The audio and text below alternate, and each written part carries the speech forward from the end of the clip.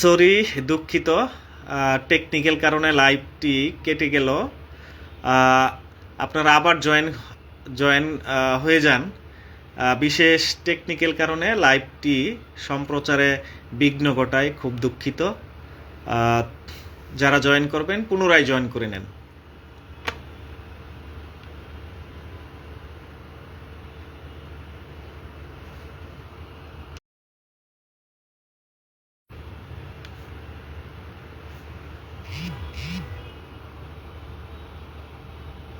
ইনশাল্লাহ আমরা আবার শুরু করি। যে আমি যেটা বলছিলাম যে আমাদের প্রিভিয়াস এক্সপিরিয়েন্স যেই এরিয়াগুলোতে আছে বা সিভিতে আমি মেনশন করেছি, যে জিজ্ঞেস করতে পারে যে আপনি এর আগে কোথায় কাজ করছেন। যে আপনি যদি ইমার্জেন্সিতে কাজ করে থাকেন তাহলে এই রিলেটেড কোশ্চেন আসতে পারে। ইমার্জেন্সি বলতে আপনি কি বুঝেন, বা ইমার্জেন্সি এবং আর্জেন্সি বলতে কি বুঝেন। তো আমি যেটা পূর্বে বলতেছিলাম যে ইমার্জেন্সি হচ্ছে একটা ইমার্জেন্সি হচ্ছে এমন একটা সিচুয়েশন থাকবে পেশেন্টের, লাইফ থ্রেটেনিং সিচুয়েশন বা লাইফ থ্রেটেনিং কন্ডিশন থাকবে, যেই কন্ডিশনগুলোর জন্য as early S possible medical care দরকার। এটা হচ্ছে ইমার্জেন্সি। এবং ইমার্জেন্সিতে কী ধরনের কোশ্চেন, কী ধরনের পেশেন্ট আসে সেই কোশ্চেনও করতে পারে, যে আপনি ইমার্জেন্সিতে কী ধরনের পেশেন্টকে সার্ভিস দিয়েছেন বা কী ধরনের পেশেন্ট আপনার কাছে আসে। তো ইমার্জেন্সিতে বেসিক্যালি শিশু হসপিটালে অ্যাকিউট রেসপিরেটরি ইনফেকশন বা নিউমোনিয়া যেটাকে বলে, এই ধরনের পেশেন্ট খুব বেশি আসে, আমরা খুব বেশি ফেস করি। তো এই নিউমোনিয়া পেশেন্ট আসতে পারে, severe dehydration due to diarrhoea or gastroenteritis এই ধরনের পেশেন্ট আসতে পারে, acute respiratory distress related patient আসতে পারে, ফেব্রাইল সিজার্সের পেশেন্ট আসতে পারে, neonatal emergencies like sepsis, birth অ্যাসফিক্সিয়ার পেশেন্ট আসতে পারে, foreign body aspiration, traumatic injury বা অ্যাক্সিডেন্টাল ইনজুরির পেশেন্ট আসতে পারে, যেটা burn accidental injury, fall from height, এটাও হইতে পারে। তো এই ধরনের পেশেন্টগুলোই মূলত ইমার্জেন্সিতে আসে। আমি আবার আরেকটু রিপিট করছি, অ্যাকিউট রেসপিরেটরি ইনফেকশন যেমন pneumonia, severe dehydration due to diarrhoea বা গ্যাস্ট্রোএন্টারাইটিস, অ্যাকিউট রেসপিরেটরি ডিস্ট্রেস, কনভালশনের রুগী আসতে পারে, নিউনেটাল ইমার্জেন্সি যেমন সেপসিস, বার্থ অ্যাসফিক্সিয়া এই ধরনের রুগী আসতে পারে, ফরেন বডি অ্যাসপিরেশনের রুগী আসতে পারে, ট্রমাটিক অ্যাক্সিডেন্টাল ইনজুরির রুগী আসতে পারে। তো এই ধরনের পেশেন্টগুলো বেসিক্যালি ইমার্জেন্সিতে আসে। এখন আপনি এর কারণ যেমন সেপসিস রিলেটেড পেশেন্ট আমরা যদি আসে, সেপসিস কি এইটা আমাদের একটু জানা দরকার। বা হঠাৎ করে এইখান থেকে আপনি যখন বলবেন যে এই ধরনের প্রশ্ন পেশেন্ট আসতে পারে, তখন সেইখান থেকে কিন্তু লিডিং কোশ্চেনও আসতে পারে। তো এই জন্য সেপসিস, বার্থ অ্যাসফিক্সিয়া, হ্যাঁ, তারপরে হচ্ছে নিউমোনিয়া, এই রিলেটেড আইডিয়াগুলো আমাকে পরিষ্কার করে নিয়ে যেতে হবে।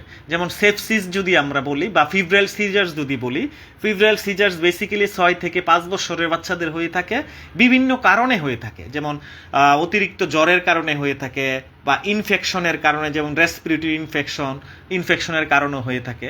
তবে আবার জেনেটিক ফ্যাক্টরের কারণে কিন্তু ফিব্রাইল সিজার্স হয়ে থাকে।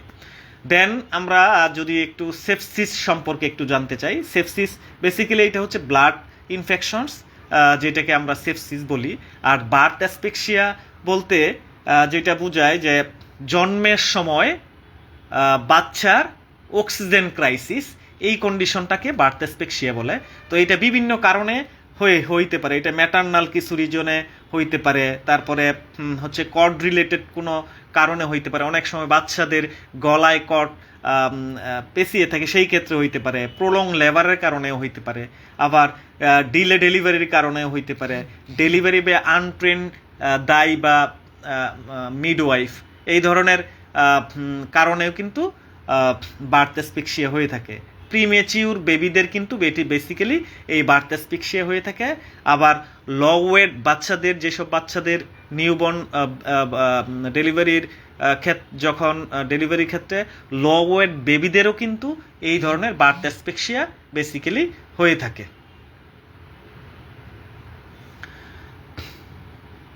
আমরা এবার medication administration and safety related আলোচনা করব।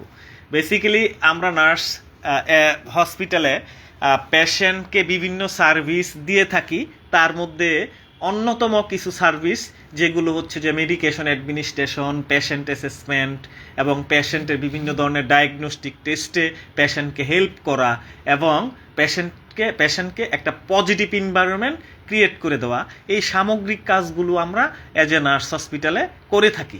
তার মধ্যে সবচেয়ে গুরুত্বপূর্ণ কাজ সেটি হচ্ছে সেফ ড্রাগ অ্যাডমিনিস্ট্রেশন বা মেডিকেশন অ্যাডমিনিস্ট্রেশন। তো এই সেফ ড্রাগ অ্যাডমিনিস্ট্রেশন বা মেডিকেশন অ্যাডমিনিস্ট্রেশন কেন করি আমরা?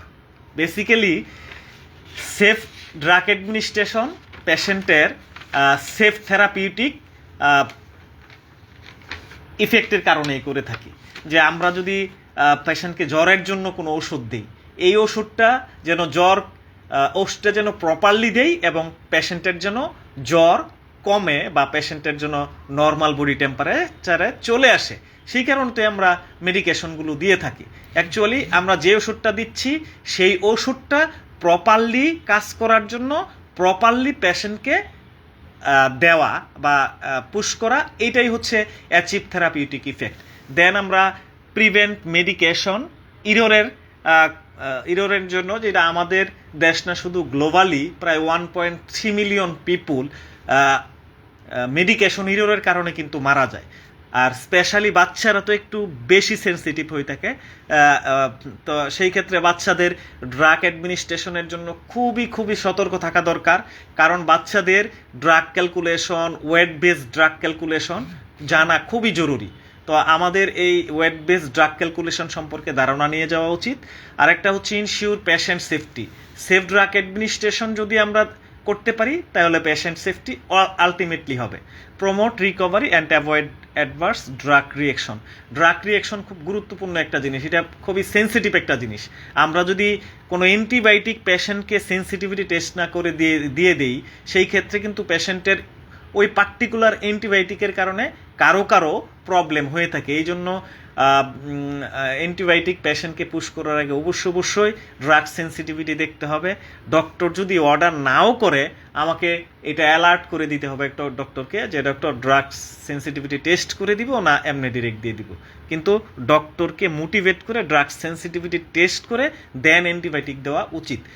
কোনো আনক্লিয়ার রাইটিং কোনো মেডিকেশনের প্যাকেটে বা কোনো মেডিকেশনের ফয়েল প্যাক ছিঁড়ে গেছে সেই ধরনের ড্রাগস, অথবা অ্যাম্পল বা ভায়েল কোনো কারণে ভেঙে গেছে, এই ধরনের ড্রাগস কিন্তু, এই ধরনের আনসেফ ড্রাগস কিন্তু পেশেন্টকে দেওয়া উচিত না। সেই ক্ষেত্রে বাচ্চাদের ড্রাগস অ্যাডমিনিস্ট্রেশনে খুব সতর্ক থাকতে হবে। দেন আমরা রাইটস অফ ড্রাগ অ্যাডমিনিস্ট্রেশন নিয়ে কথা বলতে পারি। রাইটস অফ ড্রাগ অ্যাডমিনিস্ট্রেশন খুব গুরুত্বপূর্ণ একটা জিনিস।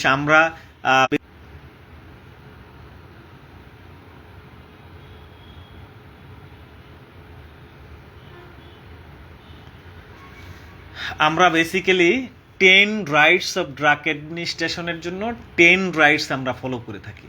যে আমরা ওষুধ দেওয়ার ক্ষেত্রে 10 রাইটস ফলো করে থাকি। তো 10 রাইটসের মধ্যে 6 রাইটস তো অবশ্যই ফলো করতে হবে। তবে ভাইবা কোশ্চেনে যদি আপনাকে জিজ্ঞেস করে যে আপনি রাইটস অফ ড্রাগ অ্যাডমিনিস্ট্রেশন সম্পর্কে বলেন, তাইলে অবশ্যই আপনাকে 10টা বলতে হবে। তো সেই 10টা কি? Right patient. আমরা অ্যাজ এ নার্স পেশেন্টকে কোনো মেডিকেশন দেওয়ার ক্ষেত্রে অবশ্যই ডক্টর অর্ডার ফলো করব। সেই অর্ডার যদি রাইটিং যদি আনক্লিয়ার হয়, আপনার কাছে যদি ডাউটফুল হয়, তাহলে অবশ্যই আবার ডক্টরকে দেখিয়ে নেবেন, কনফার্ম হয়ে নেবেন, না হলে কিন্তু মেডিকেশন ইরর হয়ে যাবে এবং ভুল ওষুধ প্রয়োগের কারণে কিন্তু পেশেন্টের মৃত্যুও হতে পারে। এই জন্য আগে আমার পেশেন্টের নাম, বয়স, রেজিস্ট্রেশন, এই পার্টিকুলারগুলো মিলিয়ে তারপর আমার ওষুধ দিতে হবে। দেন আসি 2 নম্বরে, রাইট ড্রাগস। এখন রিসেন্ট বাংলাদেশে কিছু ঘটনা ঘটছে, দেখছেন হয়তো আপনারা, যে নরকিউরন কোন কোম্পানির আমার এখন মনে পড়ছে না, যে নরকিউরন দেখতে একদম কাছাকাছি আপনার ওমিপ্রাজলের মতো। তো এই রিলেটেড ঘটনা কিন্তু বরিশালে এবং ঢাকায় 2টা ঘটনা ঘটছে। তো এইটা বিভিন্ন কারণে ঘটতে পারে, তবে আমি অত ওইদিকে যাব না।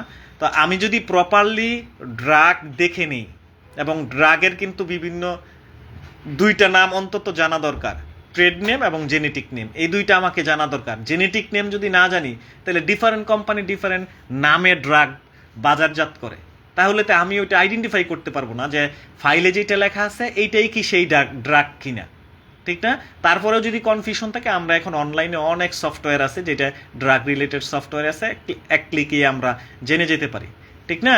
এই জন্য সেফ ড্রাগ অ্যাডমিনিস্ট্রেশনের জন্য আমাদের 2 নাম্বার রাইটস হচ্ছে রাইট ড্রাগ, 3 নাম্বার হচ্ছে রাইট ডোজ। এগুলো অবশ্য আপনারা জানেন, কিন্তু আর একটু রিমাইন্ড করে দেওয়া যে যদি যখন জিজ্ঞেস করে, হয়তো বা এই রাইটস জিজ্ঞেস করলে আপনাকে একটা পয়েন্টের ক্লারিফিকেশনও জিজ্ঞেস করতে পারে।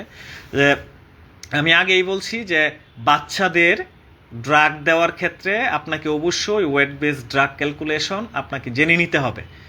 সেই ক্ষেত্রে ডোজ খুব গুরুত্বপূর্ণ, বাচ্চাদের ডোজ কিন্তু যে ওয়েট বেস হয়ে থাকে, সেই ক্ষেত্রে প্রপার ডোজটা আমাকে দেওয়া উচিত। এবং রাইট রুট অবশ্যই ভালো করে ফাইল দেখে নিতে হবে। অনেক সময় রাইটিং মিস্টেকের কারণে হোক বা আনক্লিয়ার রাইটিংয়ের কারণে হোক, রুট দেখবে বিভিন্ন, মানে যেটা আইবি দেওয়ার কথা সেটা আমরা আইএম দিয়ে দিচ্ছি, এই ধরনের এরর ঘটানো যাবে না, তাহলে পেশেন্টের ক্ষতি হবে। আমরা 5 নম্বরে আলোচনা করব রাইট টাইম। রাইট টাইম হচ্ছে আমরা পেশেন্টকে অ্যাকুরেট টাইমেই অ্যাকুরেট ড্রাগসটা দেওয়ার ট্রাই করব। হয়তো 2, 4, 5, 10 মিনিট এদিক সেদিক হইতে পারে। রাইট ডকুমেন্টেশন, যেটাতে আমাদের বাংলাদেশে খুবই পুয়ার সিচুয়েশন, আমরা কাজ করি প্রচুর কিন্তু কোনো লেখালেখির কাজে নাই, আমরা ডকুমেন্টেশন রাখি না। যে ডকুমেন্টেশন খুব গুরুত্বপূর্ণ জিনিস। আমার এটা এভিডেন্স, আমি কি কাজ করলাম, কি ওষুধ দিলাম, কি কাজ করলাম, এটা যদি আমার ফাইলে লেখা থাকে তাইলে এটা আমাকে সেভ করবে। যদি কোনো ধরনের প্রবলেম হয়, এই ডকুমেন্টেশন কিন্তু আপনাকে সেভ করবে। রাইট রিজন, আমরা কি কারণে ওষুধটা দিচ্ছি সেই সম্পর্কে পেশেন্টও আপনাকে কোশ্চেন করতে পারে, বা আমার নিজেরও জানা দরকার। রাইট রেসপন্স, যে ঔষধ কি প্রপারলি আমি পুশ করতে পারলাম কিনা, বা প্রপার কাজ করলো কিনা, এরকম ব্যাপারটা। রাইট ফর্ম, অনেক সময় দেখবেন যে ইনজেকশন এবং ট্যাবলেট এমনভাবে লেখা থাকে যে কনফিউজড হয়ে যায় আমরা অনেক সময়, যে এটাকে ট্যাবলেট লেখছে না ইনজেকশন লেখছে। যদি এই ধরনের সিচুয়েশনে পড়েন তাহলে অবশ্যই কী করতে হবে, ক্লিয়ার হয়ে নিতে হবে, যাতে আমরা ইনজেকশন হলে ইনজেকশন, ট্যাবলেট হলে ট্যাবলেট সেইভাবে দিতে পারি। এবং রাইট টু রিফিউজ, আমরা কোনো পেশেন্ট যদি ওষুধ নিতে না চায়, প্রথমে তাকে বুঝাতে হবে, মোটিভেট করতে হবে, পেশেন্ট পার্টিকে জানাতে হবে। সেই ক্ষেত্রে যদি এরপরেও যদি পেশেন্ট না নিতে চায়, বা পেশেন্ট পার্টি কোনোভাবে মোটিভেট করতে পারে নাই পেশেন্টকে, তারপরেও যদি সে রিফিউজ করে, এটা রিফিউজ করতে পারবে, এটা পেশেন্টের কিন্তু রাইট আছে। So rights of drug administration, এই 10টা রাইটস আমাদের জানা উচিত। দেন আমরা চলে যাব কিছু সিনারিও বেস কোশ্চেন, প্রত্যেক ভাইভাতেই করে থাকে। আমি যদি আইসিইউতে কাজ করি, জিজ্ঞেস করতে পারে যে হোয়াট ইজ আইসিইউ। সেই ক্ষেত্রে কিন্তু আইসিইউ কি, আইসিইউতে কী ধরনের পেশেন্ট আসে সেই রিলেটেড কোশ্চেনও করতে পারে। যে আইসিইউতে, পেডিয়াট্রিক আইসিইউতে কী ধরনের কোশ্চেন আসে, পেশেন্ট আসে বেসিক্যালি যে সিভিয়ার রেসপিরেটরি ডিস্ট্রেস উইথ মানে অ্যাসিডোসিস আছে এরকম পেশেন্ট, বা একদম ভেন্টিলেটর সাপোর্ট লাগবে, বা খুব ক্রিটিক্যাল অবস্থা, হাইপোভলিমিয়া হয়ে গেছে, বা অ্যাসপিরেশন নিউমোনিয়া হয়ে গেছে, এই ধরনের পেশেন্টই কিন্তু আইসিইউতে আসে। তো আইসিইউতে যারা কাজ করেন তাদের এই আইসিইউতে কী ধরনের পেশেন্ট আসে এবং আইসিইউতে কী ধরনের ইকুইপমেন্টস আপনারা হ্যান্ডেল করেন, সেই রিলেটেড কোশ্চেনে কিন্তু আপনাকে করতে পারে। তো as a nurse, ICU nurse হিসেবে যেমন আমার বিভিন্ন ধরনের ডিভাইস আমরা হ্যান্ডেল করে থাকি, যেমন ventilator, cardiac monitor, syringe pump, infusion pump, CPT বা ভাইব্রেটর, মানে চেস্ট ফিজিওথেরাপি দেওয়ার ভাইব্রেটর বা সিপিটি দেওয়ার জন্য যে ভাইব্রেটর আছে, এই ধরনের ডিভাইসও ইউজ হয়ে থাকে। এভিজি মেশিন ইউজ হয়, কারণ আইসিইউতে যে পেশেন্টগুলো থাকে যদি ভেন্টিলেটরে বা হাই ফ্লো অক্সিজেনে থাকে, সেই ক্ষেত্রে কিন্তু পেশেন্টের ব্লাড গ্যাস অ্যানালাইসিস করার প্রয়োজন হয়। সেই ক্ষেত্রে আইসিইউতে এভিজি মেশিন ইউজ করা হয়। সেই এভিজি মেশিন আপনি হ্যান্ডেল করতে পারেন কিনা, এই ধরনের কোশ্চেন কিন্তু আপনাকে করতে পারে। এই জন্য আইসিইউতে যারা কাজ করি তারা অবশ্যই আইসিইউতে যে টেকনোলজি আমরা ব্যবহার করি, যে ডিভাইস আমরা ব্যবহার করি, এই ডিভাইস সম্পর্কে আমার স্পষ্ট ধারণা নিয়ে যাওয়া উচিত। এখন আমরা একটি সিনারিও বেস কোশ্চেন নিয়ে আলোচনা করব। সিনারিওটা হচ্ছে এরকম যে এ 3 years old child is brought to the emergency with fever 39.5 degrees centigrade and generalized convulsion for 2 minutes, now post excellent drowsy। যে বেসিক্যালি প্রশ্নটা হচ্ছে এরকম যে ইমার্জেন্সিতে 3 বছর বয়সের একটা বাচ্চা আসছে, যেটা হচ্ছে তার জ্বর আছে, হাই ফিভার, এবং হচ্ছে যে কনভালশন 2 মিনিট কনভালশনের পরে এখন সে অনেক লেথার্জিক, নাড়াচাড়া করে না, একটু ড্রাউজি হয়ে আছে। এইরকম পেশেন্ট যদি ইমার্জেন্সিতে আসে, সেই ক্ষেত্রে as a nurse, emergency nurse, আপনার করণীয় কী? তো করণীয়টা হচ্ছে এরকম যে আমরা তো আসলে কাজ করি, ঠিক না? এটা একটু স্টেপ ওয়াইজ সিকোয়েন্সিয়াল অ্যান্সার আমাকে দিতে হবে, proper answer, sequential relevant answer আমাকে দিতে হবে। সেই ক্ষেত্রে আমরা এই ধরনের পেশেন্ট আসলে প্রথমে অ্যাসেসমেন্ট করি। যেমন দেখেন, বাচ্চা একজন আসলে, বাচ্চাটাকে আমরা যদি দেখি সিভিয়ার রেসপিরেটরি ডিস্ট্রেস আছে, পেশেন্টের মুভমেন্ট দেখেই তো বোঝা যায়, ঠিক না? চেস্ট মুভমেন্ট দেখে হোক, রেসপিরেটরি রেট হোক, এই প্যাটার্নগুলো দেখে আমরা কিন্তু বুঝতে পারি যে বাচ্চার শ্বাসকষ্ট হচ্ছে। সেই ক্ষেত্রে আমরা SpO2 সেন্সর দিয়ে আমরা অ্যাসেস করতে পারি যে SpO2 তার কত।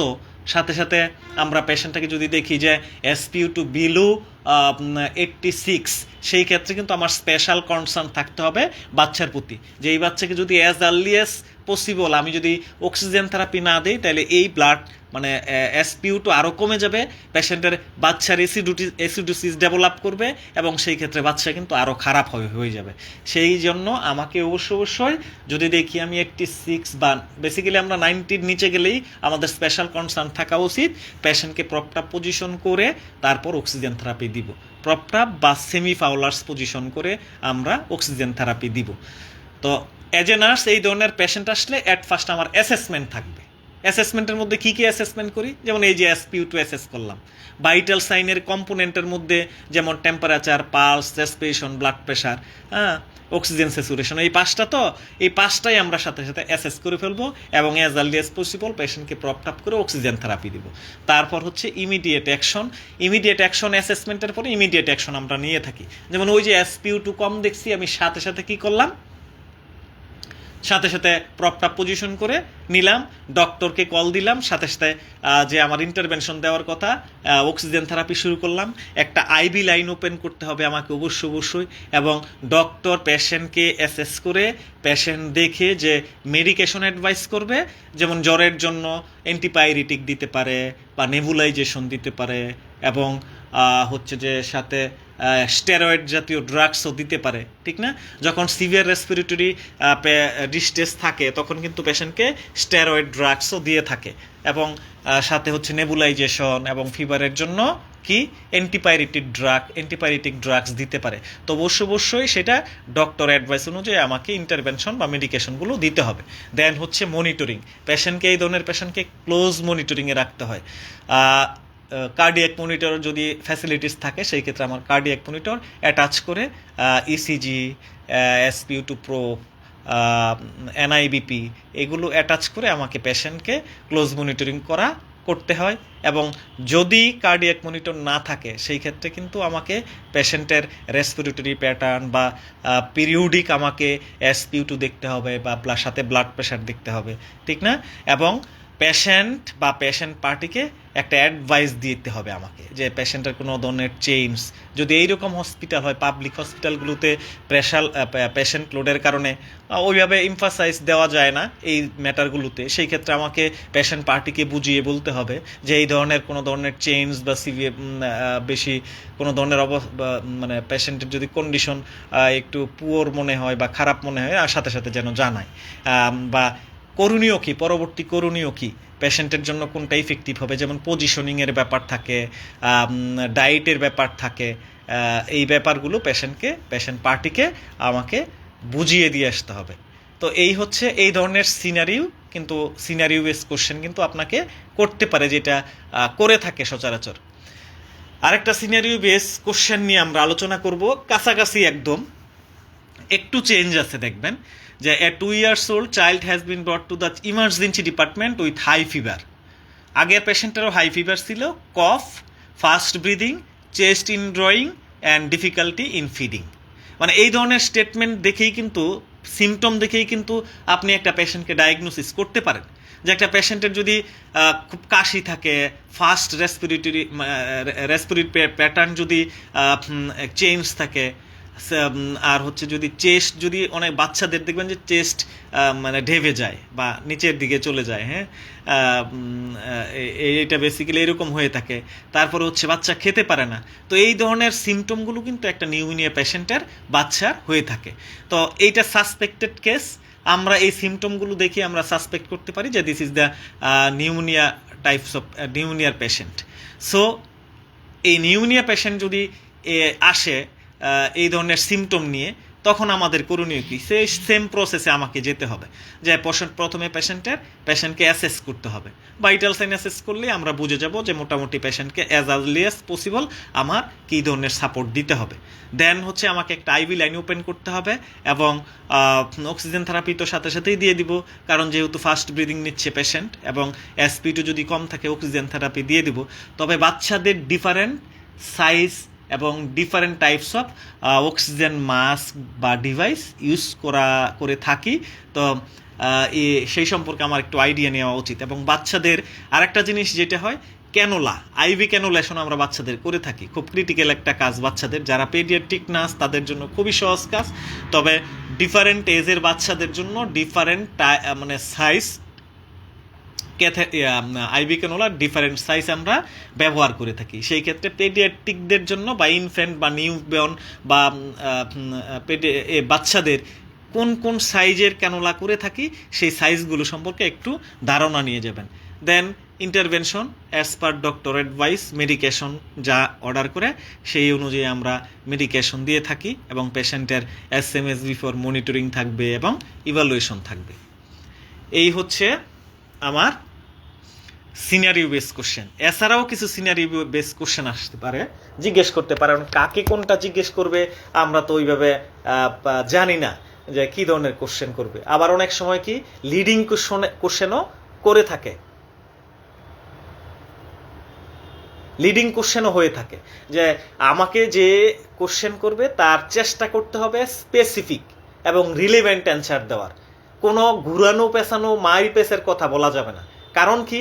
কারণ হচ্ছে আপনি যদি এডিশনাল কিছু অ্যাড করতে যান, সেই ক্ষেত্রে কিন্তু আপনি বিপদে পড়তে পারেন। কারণ আমাকে যদি জিজ্ঞেস করে অ্যাজ এ নার্স, আপনি একটি জ্বরের বাচ্চা একজন আসলে আপনি কি করবেন, সেই ক্ষেত্রে আমার যে নার্সিং ইন্টারভেনশন সেই রিলেটেড অ্যান্সারই আমাকে দিতে হবে। এক্সট্রা কোনো অ্যান্সার দেওয়া যাবে না, বা কোনো medication related intervention without doctor প্রেসক্রিপশনে এই ধরনের কথা কিন্তু বলা যাবে না, তাইলে প্রবলেম আছে। তো আমরা যদি যারা আইসিইউতে কাজ করি বা ডায়ালাইসিস ইউনিটে অনেকের এক্সপিরিয়েন্স আছে, অনেকের ওটির এক্সপিরিয়েন্স আছে, সেই রিলেটেড কোশ্চেন কিন্তু করে থাকবে আপনাকে। যেমন আমি যদি আইসিইউ রিলেটেড একটা সিনারিও বেস কোশ্চেন যদি বলি, যে সেম একটা নিউমোনিয়ার পেশেন্ট আসছে, সিভিয়ার রেসপিরেটরি ডিস্ট্রেস, জ্বর আছে এবং এই ধরনের পেশেন্ট আসছে, সেই ক্ষেত্রে একটা বাচ্চাকে অ্যাজ এ আইসিইউ নার্স আপনি কি করবেন? সেম প্রসিডিউরে আপনাকে রিসিভ করতে হবে এই বাচ্চাটাকে, এবং আইসিইউ রিলেটেড যে ইন্টারভেনশন আছে সেই ইন্টারভেনশনগুলো আপনাকে বলতে হবে, এবং সাথে সাথে সেইখানে কার্ডিয়াক মনিটর রিলেটেড যেই ম্যাটার্সগুলো থাকে সেগুলো আপনাকে বলতে হবে, যে কার্ডিয়াক মনিটর অ্যাটাচ করা, SP2 সেন্সর অ্যাটাচ করা, NIBP অ্যাটাচ করা, এই সিকোয়েন্সগুলো কিন্তু আপনার সাথে সাথে বলে যেতে হবে। আর আইসিইউতে যে বেসিক ইন্টারভেনশনগুলো হয়, সেই বেসিক ইন্টারভেনশন যেমন আইভি ক্যানোলেশন, তো আইসিইউতে খুব ক্রিটিক্যাল পেশেন্টগুলো যায়, তো সেই ক্ষেত্রে আইভি ক্যানোলা থাকে পেশেন্টের, তবে ম্যাক্সিমাম পেশেন্টের কিন্তু সিভি লাইন থাকে, যেসব বাচ্চাদের কন্ডিশন একটু ক্রিটিক্যাল থাকে, সিভি লাইন করে থাকে, সেই সিভি লাইন রিলেটেড কোশ্চেন করতে পারে, যে সিভি লাইন কেন দেওয়া হয়, সিভি লাইনের 3টা লাইনের কোনটাতে কি ইউজ করা হয়, এবং এই সিভি লাইনের ড্রাগস দেওয়া ছাড়া, ইনফিউশন ট্রান্সফিউশন দেওয়া ছাড়া আর কি ফাংশন থাকতে পারে। যেমন বাচ্চাদের সেন্ট্রাল ভেনাস প্রেশার আমরা দেখে থাকি এই সিভি লাইনের মাধ্যমে, বা সিবিপি প্রেশার বলি, সেন্ট্রাল ভেনাস প্রেশার, এটাও আমরা দেখে থাকি সিভি লাইনের মাধ্যমে। তো এই ধরনের কোশ্চেন আসতে পারে। তাছাড়া একটা ভেন্টিলেটরে কি কি সেট আপ আছে, যেমন SIMV mode, CMV mode, pressure mode, বিভিন্ন ধরনের মুড আছে। সেই মুডগুলো সম্পর্কে মোটামুটি একটু আইডিয়া নিতে হবে।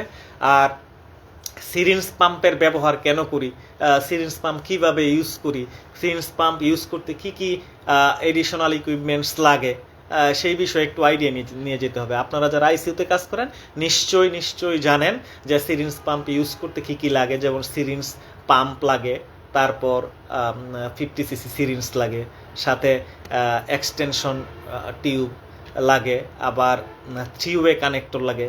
সিভি লাইন দিয়ে দিলেও 3 ওয়ে কানেক্টর লাগবে। আবার যদি আমি আইভি ক্যানোলাতে দেই, সেই ক্ষেত্রেও একসাথে যদি 2 থেকে 3 ধরনের ড্রাগস বা 2 বা ততোধিক ড্রাগস অ্যান্ড ইনফিউশন যদি আমরা একসাথে চালাইতে চাই, সেই ক্ষেত্রে কিন্তু আমাকে 3 ওয়ে কানেক্টর বা কানেক্টর অ্যাড করে নিতে হবে। তো মোটামুটি আইসিইউ রিলেটেড এই ধরনের কোশ্চেন আসতে পারে। বেসলাইন ইনভেস্টিগেশন বলতে কি বুঝেন, সেই ধরনের কোশ্চেনও করতে পারে। যে রুটিন ইনভেস্টিগেশন বলতে কি বুঝেন, রুটিন ইনভেস্টিগেশন বলতে আমরা যেটা বুঝি যে একটা পেশেন্টের কি কি রুটিন ইনভেস্টিগেশন দিয়ে থাকি আমরা। সিভিসি যদি ব্লাডের টেস্ট বলি, সিভিসি দিয়ে থাকে ডক্টর। তারপর ইউরিয়া, ক্রিয়াটিনিন, এইচজিপিটি, এইচজিউটি, একটা ইসিজি করে থাকে, একটা চেস্ট এক্সরে করে থাকে। এই ধরনের টেস্টগুলো যেগুলো আছে সেগুলোকে বেসলাইন ইনভেস্টিগেশন বলে থাকে। এখন সেইখান থেকে আবার লিডিং কোশ্চেনও আসতে পারে যে আপনি তাইলে সিভিসির মধ্যে কি কি আমরা দেখি। বেসিক্যালি যে আমরা কি দেখি, হোয়াইট ব্লাড সেল দেখি, হিমোগ্লোবিন দেখি, প্লাটিলেট দেখি, রেড ব্লাড সেল দেখি, এইটা নর্মাল রেঞ্জ কত, এই ধরনের কোশ্চেনও আসতে পারে। তবে ভাইবা টেবিলে আপনাকে কি ধরনের কোশ্চেন করবে সেইটা কেউ আসলে আমরা জানি না। এটা অনেকটা নিজের স্ট্যাবিলিটি, নিজের নলেজ লেভেল, প্র্যাকটিক্যাল নলেজ বা থিওরিটিক্যাল নলেজ, এবং আমি যত গুছিয়ে রিলেভেন্ট অ্যান্সার দিতে পারবো তত ভালো হবে ভাইবা। তো এই হচ্ছে মোটামুটি আইসিইউ রিলেটেড কোশ্চেন, এরকম কোশ্চেন আসতে পারে। আমরা আরও কিছু বিষয় নিয়ে আজকে আলোচনা করতে চাই। সেটা হচ্ছে কোর নার্সিং ইথিক্যাল প্রিন্সিপলস। এই ধরনের কোশ্চেন কিন্তু করে থাকে যে যেমন পেশেন্টের অটোনমি, অনেকগুলো কোর ইথিক্যাল প্রিন্সিপলস আছে। আমি আজকে খুব এই 6টি গুরুত্বপূর্ণ 6টি বিষয় নিয়ে আজকে আলোচনা করব। যেমন অটোনমি, বা আমাদের নার্সিংয়ের কোড অফ ইথিক্স আছে। সেই কোড অফ ইথিক্স বিএনএমসি বলতে কি, আইসিএন এর যে কোড অফ ইথিক্সগুলো, সেই ইথিক্সগুলোই আমরা বিশ্বব্যাপী মানি নার্সিং প্রফেশনের। তো এই রিলেটেড কোশ্চেনও কিন্তু আসতে পারে যে একটা পেশেন্টকে আপনি কিভাবে ট্রিট করবেন এজ এ নার্স, আপনার কী কী বেসিক প্রিন্সিপল, ইথিক্যাল প্রিন্সিপল আপনি ফলো করবেন নার্সিং কেয়ার দেওয়ার ক্ষেত্রে, সেই ধরনের কোশ্চেনও হয়ে থাকে। তো আমরা আজকে autonomy, beneficence, non maleficence, justice, confidentiality and veracity, এই 6টি বিষয় নিয়ে আজকে শর্টলি আমরা আলোচনা করার চেষ্টা করব। যেমন অটোনমি ব্যাপারটা হচ্ছে respect patient rights and decisions. আমরা পেশেন্টের ডিসিশনকে অবশ্যই রেসপেক্ট করব, এবং পেশেন্টের রাইট যে এগুলো আছে সেগুলো আমরা মেনটেন করব। যে পেশেন্টের কী কী অধিকার আছে, রাইটস আছে, সেগুলো আমরা পেশেন্টকে ফ্রিডম দিতে হবে, ঠিক না? Beneficence, do good and promote patient wellbeing. আমরা নার্সিং সার্ভিস দিব তো মূলত পেশেন্টকে রিকাভারি করার জন্য, পেশেন্টকে কিউর করার জন্য, ঠিক না? এবং পেশেন্টের ওয়েলবিং দেখার দায়িত্ব কিন্তু অ্যাজ এ নার্স আমার। নন ম্যালফিসেন্স সেটা হচ্ছে যে আমি যে সার্ভিস দিব, আমি অ্যাজ এ নার্স, আমার দ্বারা যেন কোনো পেশেন্টের ক্ষতি না হয় সেটা। আর জাস্টিস হচ্ছে provide fair and equal care to the patients. এই জিনিসটা খুব গুরুত্বপূর্ণ একটা জিনিস, কারণ হচ্ছে আমরা নার্স, পেশেন্টকে কিন্তু ডিসক্রিমিনেশন করার কোনো সুযোগ নাই, কোনোভাবে ডিসক্রিমিনেশন করতে পারবো না। হিন্দু, মুসলিম, খ্রিস্টান, বৌদ্ধ, ধনী, গরিব, কোনো পার্সপেক্টিভ থেকে আমরা পেশেন্টকে ডিসক্রিমিনেশন করতে পারবো না। প্রত্যেককে ফেয়ার এবং ইকুয়াল কেয়ার আমাকে দিতে হবে। কোনো ধরনের ডিসক্রিমিনেশন করা চলবে না। কনফিডেন্সিয়ালিটি এটা খুব গুরুত্বপূর্ণ একটা জিনিস, সাথে প্রাইভেসিও বলবো। কারণ আমি যখন নার্সিং ইন্টারভেনশন করব তখন অবশ্যই আমাকে পেশেন্টের প্রাইভেসি মেনটেন করতে হবে, এবং কোনো ধরনের পেশেন্টের যে কনফিডেন্সিয়াল ম্যাটারগুলো সেই ম্যাটারগুলো কিন্তু আমাকে কারো কাছে বলা চলবে না, কারোর সাথে এটা এক্সপ্রেস করা চলবে না। কনফিডেন্সিয়াল ম্যাটার কনফিডেন্ট রাখতে হবে, কনফিডেন্টলি কনফিডেন্ট রাখতে হবে আমাকে, ঠিক না? তো এই আরেকটা হচ্ছে ভ্যারাসিটি, ট্রুথফুলনেস ইন কমিউনিকেশন। মানে কমিউনিকেশন খুব ফর্মাল প্রফেশনাল কমিউনিকেশন আমাদের জানা দরকার, এবং আমি যে মেসেজ দিব, যা বলবো, এটা যেন অবশ্যই অ্যাকুরেট হয়, ক্লিয়ার হয়, এবং ট্রুথফুলনেস যেন থাকে। তো এই কোর নার্সিং ইথিক্যাল প্রিন্সিপালসগুলো আমাকে মানতে হবে। এইখান থেকে এটা নিয়ে একটু আলোচনা করতে চাই যে আপনাকে কোশ্চেন একটা এরকম করতে পারে যে 10 বছরের একটা মেয়ে আসছে ইমার্জেন্সিতে, এটা কোনো ধরনের রেপ কেস বা এই কোনো ধরনের এই রিলেটেড কোনো ইনসিডেন্টসের কারণে বাচ্চা আসছে। সেই ক্ষেত্রে এজ এ নার্স আপনি কিভাবে প্রাইভেসি এবং কনফিডেন্সিয়ালিটি মেনটেন করবেন, এই ধরনের কোশ্চেন কিন্তু করতে পারে। রেসপন্সটা এরকমই হবে যে প্রাইভেসি অবশ্যই all types of nursing intervention এবং নার্সিং কেয়ার দেওয়ার ক্ষেত্রে পেশেন্টের প্রপার প্রাইভেসি মেনটেন করব। কিভাবে? সেটা হচ্ছে পেশেন্টকে সেপারেশন করে, বা আমি যদি পাশাপাশি বেডে পেশেন্ট থাকতে পারে, সেই ক্ষেত্রে আমি যদি পেশেন্টের কোনো ধরনের ইন্টারভেনশন করি, স্পেশালি যে কেসগুলো করলে প্রাইভেসি মানে ইন্টারভেনশনগুলো করলে প্রাইভেসি মেনটেন করা দরকার, সেই ক্ষেত্রে আমি স্ক্রিন দিয়ে অথবা পর্দা, যদি স্ক্রিন না থাকে আলাদা করে পর্দা দিয়ে, অথবা যদি পর্দাও না থাকে সেই ক্ষেত্রে আমি মেল পেশেন্ট পার্টি যে পেশেন্ট পার্টি আছে ওদেরকে ওয়ার্ড থেকে একদম পোলাইটলি মোটিভেট করে বের করে দিয়ে এইভাবে প্রাইভেসিটাকে এস্টাবলিশ করতে হবে। এবং এই যে এই সিচুয়েশন নিয়ে বাচ্চাটা আসছে, এই ধরনের কেসে কিন্তু আমাকে স্পেশাল কনসার্ন থাকতে হবে যে এই কনফিডেন্সিয়ালিটিটা আমাকে মেনটেন করতে হবে, যে এই রিলেটেড কোনো ইনফরমেশন উইদাউট হসপিটাল অথরিটির পারমিশনে অথবা ডক্টরের অ্যাবসেন্সে কাউকে এই ধরনের ইনফরমেশন দেওয়া যাবে না। এই ব্যাপারগুলো মেনটেন করতে হবে। আর আরেকটা জিনিস আমরা যেটা দেখি, আমি এজ এ নার্স আমার নার্সিং কেয়ারের মাধ্যমে পেশেন্ট রিকভারি করার কথা, কিন্তু পেশেন্ট যেন কোনো ধরনের ক্ষতিগ্রস্ত না হয়, এই কনসার্নটা আমার থাকতে হবে। তারপর কিছু স্পেশাল টিপস থাকবে, যে একটা ভাইবা দেওয়ার জন্য যে কনফিডেন্সিয়ালি ভাইবা দেওয়ার জন্য যে স্পেশাল টিপসগুলো আমার পক্ষ থেকে থাকবে, সেগুলো হচ্ছে আপনি যে রিলেটেড ভাইবা দিতে যাচ্ছেন, যেখানেই ভাইবা দিতে যাবেন বা যেই টেবিলেই ভাইবা দিতে যাবেন, সামনে আপনার কে আছে সেটা মুখ্য বিষয় না। মুখ্য বিষয় হচ্ছে যে আপনি একদম কনফিডেন্টলি যা বলবেন কনফিডেন্টলি বলবেন, মানে কনফিউজিং কোনো অ্যান্সার আপনাকে দেওয়া চলবে না। আপনাকে যা অ্যান্সার করবে একদম সিকোয়েন্সিয়ালি অ্যান্সার আপনাকে দিতে হবে, ইরিলিভেন্ট কোনো অ্যান্সার আপনাকে দেওয়া যাবে না, এবং কনসাইসলি শর্টলি অ্যান্সারটা দেওয়ার চেষ্টা করবেন।